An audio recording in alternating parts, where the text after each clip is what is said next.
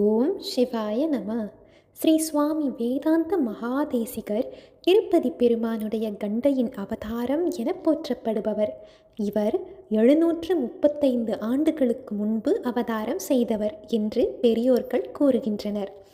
அவர் ஸ்ரீ ரங்கநாதருடைய திருவடிகளுக்கு பாமாலையாக ஒரே இரவில் ஒரு யாமத்திலேயே பாதுகா சகஸ்ரம் எனும் 1008 ஸ்லோகங்களை பாடியுள்ளார்.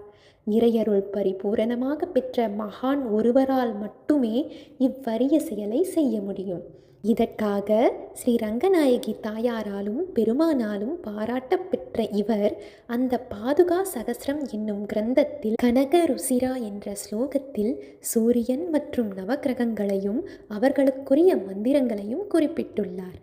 இவ்வாறு இறையருளை பரிபூரணமாக பெற்ற அந்த மகான் நவக்கிரகங்களை பற்றி ஏன் பாடினார்? அந்த மந்திரத்தில் நவக்கிரகங்களின் குறிப்பாக ராகு கேதுக்களின் பீக்ஷாட்சர மந்திரங்களை ஏன் குறிப்பிட்டுள்ளார்? இதை நாம் சிந்திக்க வேண்டாமா?